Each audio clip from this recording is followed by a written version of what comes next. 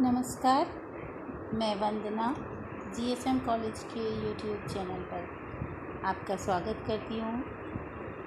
आज से मैं डीएलएड सेकेंड सेमेस्टर के लिए जो है वीडियो बना रही हूँ, जो उनका सेकंड पेपर है प्रारंभिक शिक्षा के नवीन प्रयास। इस पेपर से मैंने स्टार्टिंग करी है। स्टार्टिंग का पहला ही चैप्टर लिया है। पहले चैप्टर जिसका नाम है प्रारंभिक शिक्षा हेतु प्रावधान एवं प्रतिबद्धताएं। ये हमारे संविधान में जो वर्णित हैं शिक्षा को लेकर प्रतिबद्धताएं और प्रावधान, उनसे संबंधित पाठ है। स्टूडेंट्स, जब स्वतंत्रता हम लोगों को मिल गई थी अंग्रेज़ों के शासन से, तो उसके बाद सबसे जो महत्वपूर्ण कार्य जो हिंदुस्तानियों के सामने था, वो एक ऐसे संविधान की रचना करना था जिसके माध्यम से हम जो है उन उद्देश्यों को प्राप्त कर सकें जिसके लिए हमने स्वतंत्रता की लड़ाई लड़ी थी। ये कठिन कार्य था। संविधान बनाने के लिए जब संविधान सभा की बैठक जो है 9 दिसंबर 1946 को हुई, तो उसके सामने कई चुनौतियां थीं, लेकिन फिर भी जो हमारे संविधान निर्माता थे वो अपने कर्तव्य पथ पर टिके रहे और जो है उन्होंने 3 जून सन 1947 के अधिनियम पारित हुआ था कि हम आज़ाद कर देंगे। उस पर संविधान सभा ने एक जो पूरी निकाय बन गई थी एक तरीके से। अब ये भारत के लिए संविधान बना सकती थी। तो इस जो है संविधान बनाने के लिए डॉक्टर अंबेडकर की अध्यक्षता में एक प्रारूप समिति ने जो है संविधान का प्रारूप प्रस्तुत किया। और जब प्रारूप प्रस्तुत किया, वो प्रारूप जो है लगभग उस प्रारूप पर 8 महीने बहस चली और प्रारूप में कई संशोधन भी किए गए। और जब हमारा संविधान 26 जनवरी 1950 को जब लागू हुआ था, उससे पहले तक इस संविधान सभा के कुल 11 अधिवेशन जो है आयोजित हो चुके थे। और इस संविधान को बनने में हम सभी जानते हैं कि 2 वर्ष 11 महीने और 18 दिन का जो समय लगा था। और जब जो है 26 नवंबर 1949 को ये संविधान निर्माण का काम जो है वो पूरा हो चुका है। इस संविधान के कुछ जो हैं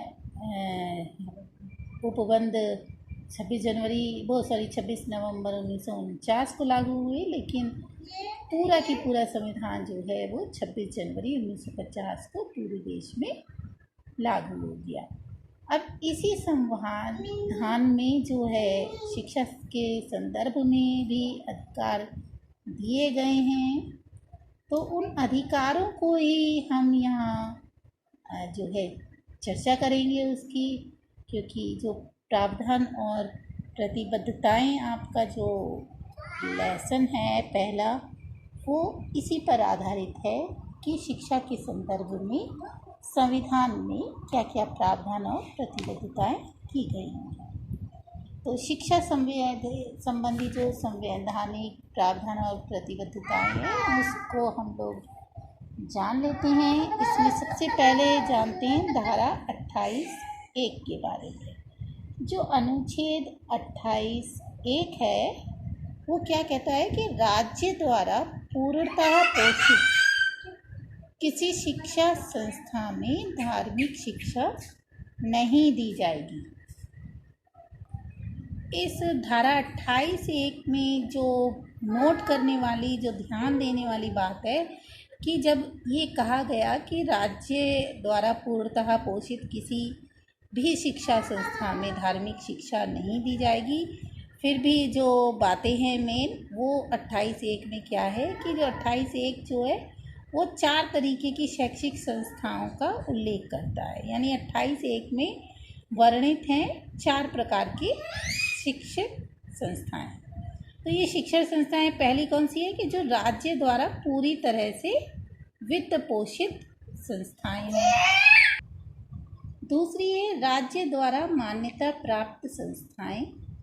तीसरी राज्य निधि से सहायता प्राप्त करने वाली संस्थाएं।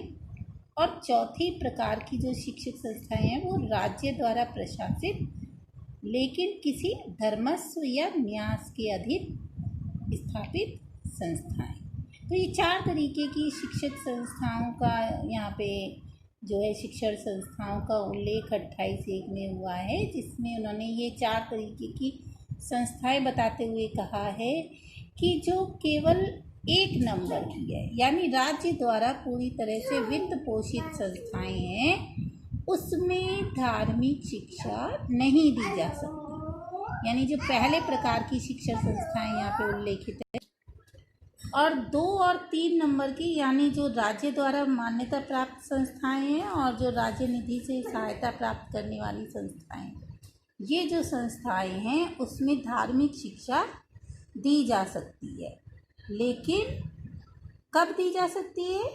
इस शर्त के साथ कि लोगों ने अपनी सहमति दी हो।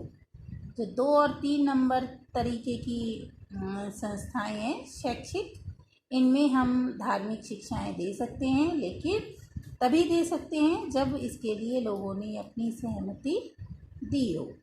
अब बची चौथे नंबर की, जो राज्य प्रशासित किंतु किसी धर्मस्व या न्यास के अधीन स्थापित संस्थाएं हैं, इनमें धार्मिक शिक्षा देना या नहीं देना ये इनका अपना निजी जो है निर्णय है। इसमें राज्य सरकार ने कोई भी प्रतिबंध नहीं लगाया है, कोई भी शर्त नहीं लगाई है कि देना या ना देना किसकी इच्छा पर छोड़ दिया है। वहाँ के जो धर्मस्व हैं या न्यास अधिकारी हैं उनके ऊपर छोड़ दिया है कि धार्मिक शिक्षा दें या ना दें। तो 28(1) आपको समझ में आ गया होगा कि जो धारा 28(1) है वो क्या कहती है कि राज्य द्वारा पूर्णतः पोषित किसी भी शिक्षा संस्था में धार्मिक शिक्षा नहीं दी जाएगी। आगे बढ़ते हैं। अब बात करते हैं संविधान में वर्णित जो अनुच्छेद 29 है 29(1), वो क्या कहता है कि भारत के राज्य क्षेत्र अथवा उसके किसी भाग के निवासियों के किसी विभाग को अपनी भाषा, लिपि या संस्कृति बनाए रखने का अधिकार होगा। 29(1) आपने सुना।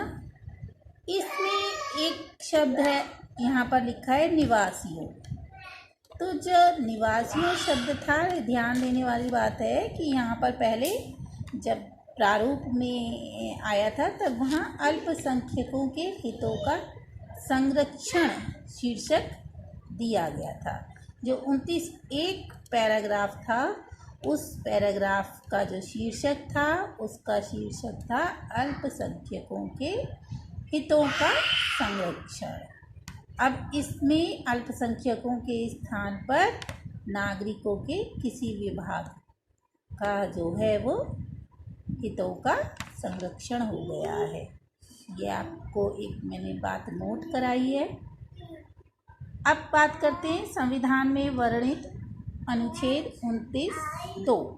वो एक था या का बोल दें, 29 का, 29(2), 29 ख, कुछ भी लिख सकते हैं, क और ख करके भी लिख सकते हैं और 1 और 2 करके भी लिख सकते हैं। तो अनुच्छेद 29(2) क्या कहता है कि राज्य द्वारा पोषित या राज्य निधि से सहायता प्राप्त करने वाली,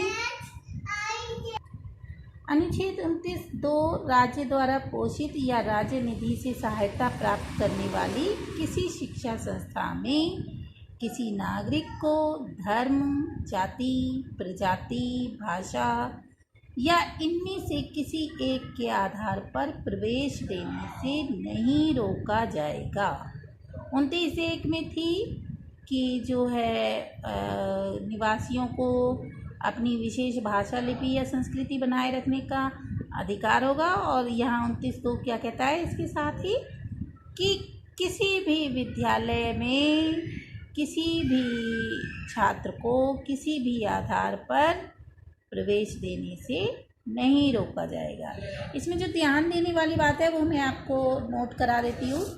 वो है कि राज्य द्वारा पोषित या राज्य निधि से सहायता प्राप्त करने वाली सभी शिक्षा संस्थाओं में प्रवेश का समान अधिकार सभी नागरिकों को होगा।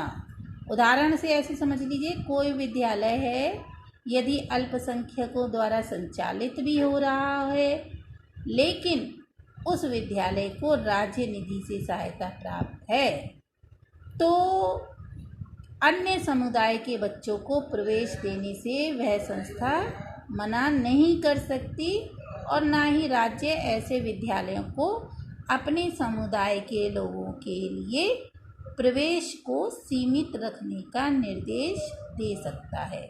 यानी ना तो ऐसे विद्यालय को जो अल्पसंख्यकों ने खोला है लेकिन